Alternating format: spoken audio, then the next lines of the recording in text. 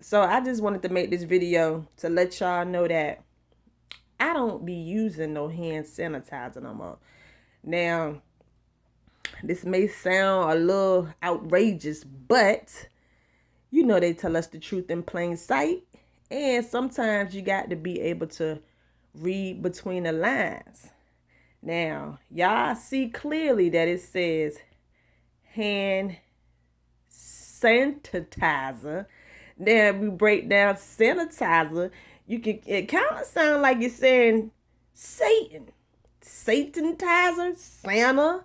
We already know Santa is really referencing Satan, Santa, Satan, Saturn, Satanizer. Y'all, I know y'all probably think I'm reaching, but nah, I'm telling y'all that's wrong. And y'all already know they was pushing this hand sanitizer stuff. So y'all gotta think about it. This shit probably suspect. That's why me personally, I use lemons. I started using lemons lately. I don't rock with hand sanitizer because it say it's too much. Satanizer, sanitizer, Saturnizer. Anyway, y'all, about.